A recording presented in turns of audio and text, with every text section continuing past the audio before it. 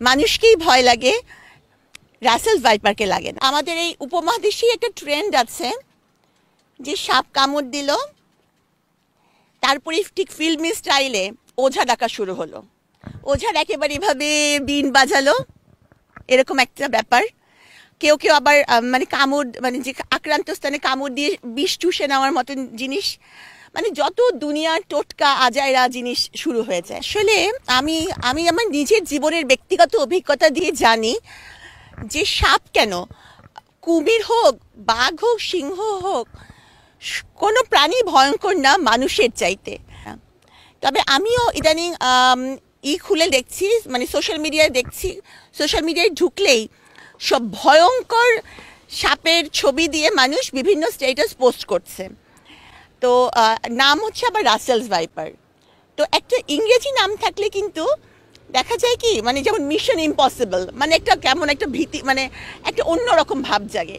তো Russell's viper নামটা দেওয়ার জন্য একটা অন্যরকম ভীতি সবার মনে জন্ম নিয়েছে। আসলে কিন্তু এই রাসেলস ভাইপার এই উপমহাদেশের, বিশেষ করে আমাদের বরেন্দ্র অঞ্চলের সেই অতি প্রাচীন চন্দ্রবোরা সাপ। আর এই যে সোশ্যাল মিডিয়ায় এত এই রাসেলস ভাইপার আতঙ্ক ছড়ানো হচ্ছে, এখন কিন্তু গ্রামাঞ্চলে সবার হাতে, ইভেন কৃষকদের হাতেও স্মার্টফোন। তারা এই জিনিসটা দেখে কিন্তু তারাও একটা ভীতির মধ্যে পড়ে গেছে। তারা কিন্তু খেতে গিয়ে কাজ করা বা মানে শস্য ক্ষেত্রে কাজ করতে ভয় পাচ্ছে। তো এই আতঙ্কটা বা এই ভ্রান্তিটা দূর করার জন্য আমি নিজে একটু বনে জঙ্গলে ঘুরে দেখছি যে এখানে কেউ সাপ আছে কিনা।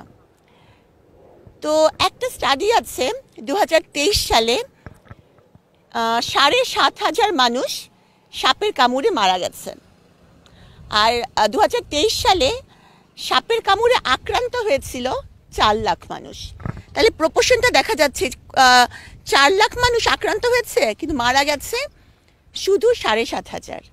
আর যারা মারা গেছেন তারা কিন্তু এই কারণে মারা যাননি যে চিকিৎসার অভাব, তারা এই কারণে মারা গেছেন যে আবার কেউ ওই জায়গায় শক্ত করে বাঁধন দিয়ে রাখে, মানে নানা ধরনের টোটকা জিনিস এইসব শুরু হয়ে যায়। এবং যে কারণেই এইসব করে প্রচুর সময় নষ্ট হয়ে যায় এবং একটা রুগীকে অনেক দেরি করে হাসপাতালে নিয়ে আসা হয়। এবং মূলত এই কারণেই বিষাক্ত সাপের কামড়ে মানুষ মারা যায়।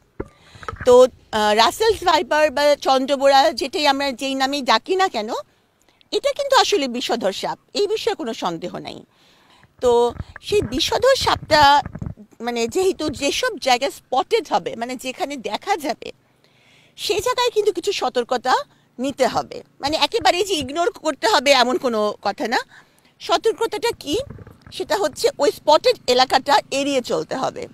হ্যাঁ, মানে সাপকে যদি আমরা ডিস্টার্ব না করি তাহলে সাপও কিন্তু আমাদের উপর হামলা করবে না, এই বিষয়ে নিশ্চিত।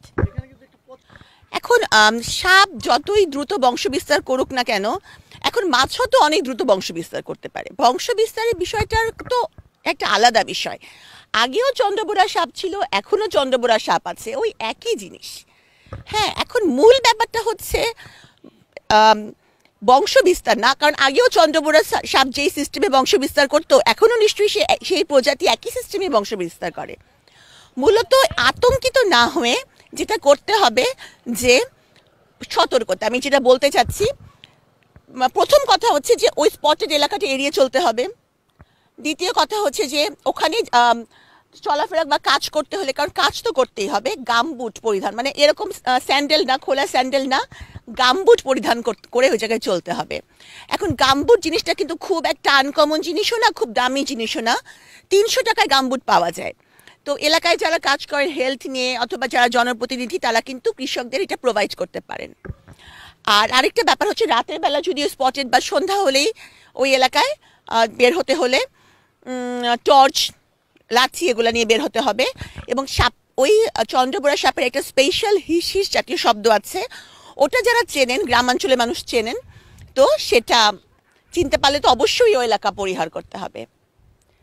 আর আরেকটা ব্যাপার হচ্ছে যে বিষাক্ত সাপের কামড় সম্পর্কে একটা ধারণা থাকে, মানে চন্দ্রবোরা সাপ কামড়ালে কি হয়। এটা হচ্ছে মূলত যেটা কাজ করে মানে আমাদের কগুলেশন সিস্টেমটার উপর কাজ করে এই বিষটা, সাপের টক্সিন মানে ভেনমটা। তো এই ভেনমটা রক্তক্ষরণের একটা তৈরি করে, যে রক্তক্ষরণ হয়। দেখা যায় যেখানে কামড় দিচ্ছে সেখান থেকে তো রক্তক্ষরণ হয়ই, ইউরিন থেকে রক্তক্ষরণ হয়, যার ফলে দেখা যায় যে এই রক্তক্ষরণটা চলছে, মানে রেনাল ফেলিয়ার হতে পারে। তারপরে এই জাতীয় লক্ষণগুলা, এই যে রক্তক্ষরণের এটা বেশি প্রবল। তো সাপ কামড়ালে, সেটা যেই সাপই হোক, মানে সাপ কামড়ালে কিন্তু মানুষের মাথা, মানে সাপ দেখলে আমি তো নিজেই ভয়ে হয়ে যাব। মানে সাপ কামড়ালে কিন্তু মানুষের ধারণা থাকে না যে এটা চন্দ্রবোরা সাপ, না এটা অন্য কোনো প্রজাতির বিষাক্ত সাপ, নাকি এটা একেবারেই বিষাক্ত না। তো প্রথমেই কিছু চিন্তা ভাবনা না করে বিষাক্ত অবিষাক্ত প্রথমেই নিয়ে যেতে হবে নিকটস্থ এমন হাসপাতালে যেখানে অভিজ্ঞ চিকিৎসক আছেন, যিনি ডায়াগনোস করতে পারবেন যে এটা কি বিষাক্ত সাপের কামড় নাকি এটা নর্মাল কোনো বিষ ছাড়া সাপের কামড়। আমি বলবো যে আমার যেটা মতামত সেটা হচ্ছে যে আমি সাপের এই বিষয়টা বিশেষজ্ঞ নই, তারপরে আমি আমার মতামতটা বলতে চাচ্ছি। সেটা হচ্ছে যখনই সাপ কামড়াবে নিজেদের চিন্তা ভাবনা করার দরকার নাই, দাঁত বসলো দাঁত বসে নাই, এটা কি আসলে আঁচড় না দাগ, এইগুলো নিয়ে নিজের গবেষণা করার দরকার নেই। যেই সাপে কামড় দেখ, সেটা বিষাক্ত অবিষাক্ত, দ্রুততম সময়ে হাসপাতালে নিতে হবে। ওখানে যিনি অভিজ্ঞ চিকিৎসক আছেন উনি ডায়াগনোসিস করবেন যে এটা কী ধরনের সাপের কামড়। এখন মানে কিছু কিছু ভেনম কাজ করে হচ্ছে আপনার রক্তক্ষরণের সমস্যা তৈরি করে, আবার কিছু কিছু নিউরোলজিক্যাল সিস্টেমের ওপর কাজ করে। দেখা যাচ্ছে যে খুব রক্তক্ষরণ হচ্ছে, সেটাও একটা সিস্টেম হতে পারে। আবার চোখের পাতা পড়ে যাচ্ছে, শ্বাসকষ্ট, এটাও একটা হতে পারে। রেনাল ফেলিওর থেকে শুরু করে হার্ট ফেলিওর, সেটাও হতে পারে। চোখ পড়ে যাচ্ছে, মাথা পড়ে যাচ্ছে, শ্বাসের সমস্যা আছে, সেটাও হতে পারে। মানে অভিজ্ঞ চিকিৎসক বলে দেবেন, বুঝে নেবেন যে লক্ষণগুলা কি। এবং অবশ্যই একটা প্রবণতা আছে যে সাপ করলো, ওখানে ঠিক ফিল্মি স্টাইলে মুখ দিয়ে সাপের বিষ তুলে নেওয়ার চেষ্টা, অথবা ওই জায়গাটা শক্ত করে বাঁধন দেয়া। এটা কিন্তু কখনো করা যাবে না, কারণ চন্দ্রবোরা সাপ যখন মানে ভেনমটা করে কি রক্তক্ষরণ করে, তো বাঁধনটা দিলে হয় কি ওখানে ইন্টারনাল ব্লিডিংয়ের ফলে ওই জায়গাটা, ওখানে যে ব্লিডিংটা হয় পরে দেখা যায় ওখানে নেক্রোসিস হয় এবং অর্গান লস হতে পারে। তো এই সবগুলো জিনিসই আমাদের নিজেদের গবেষণা করার দরকার নেই, মাথায় রাখতে হবে যেই আমাকে এখানে কামড়াক না কেন আমি যাব অভিজ্ঞ চিকিৎসকের কাছে একটা ভালো হসপিটালে। এবং উপজেলা লেভেলেও কিন্তু এই অ্যান্টিভেনম রয়েছে। তো এই চিকিৎসকই অ্যান্টিভেনম প্রয়োগ করবেন। তো এটা নিয়ে মানে ভীত না হয়ে, আতঙ্কিত না হয়ে আমার মনে হয় যে সচেতন হতে হবে এবং এই পদ্ধতিগুলা। আরেকটা ব্যাপার হচ্ছে যে চন্দ্রবোরা সাপ, এই কারণে প্রচুর সাপ কিন্তু মেরে ফেলা হচ্ছে, কারণ এক একটা মানুষ কিন্তু জানেই না এটা যে এটা চন্দ্রবোরা না অন্য কোনো কিছু। আল্লাহ পাক কিন্তু একটা মানে সকল প্রাণীকে, সকল প্রজাতিকে একটা বিশেষ কারণেই তৈরি করেন। এই যে একটা ইকোসিস্টেম, হ্যাঁ, একটা ফুড চেইন, সেটার মধ্যে সাপের তো অবশ্যই ভূমিকা আছে। যেমন ধরেন আমাদের যখন ধান পাকে, তখন পাকা ধান পাকলে কিন্তু কোনো ওষুধ প্রয়োগ করা যায় না, মানে কীটনাশক প্রয়োগ করা যায় না। তখন দেখা যায় যে ইঁদুরগুলো বিভিন্ন জায়গায় গর্ত করে ধান খেয়ে ফেলতেছে, সাপ কিন্তু সেই ইঁদুরগুলো খায়। এখন যদি আমরা নির্বিচারে সাপ নিধন করা শুরু করি, তাহলে কি একটা ইকোসিস্টেমের ব্যালেন্স নষ্ট হবে না? একটা ফুড চেইন যেটা আছে প্রকৃতিতে, যেটা আল্লাহ পাক তৈরি করে দিয়েছেন, সেটা নষ্ট হবে।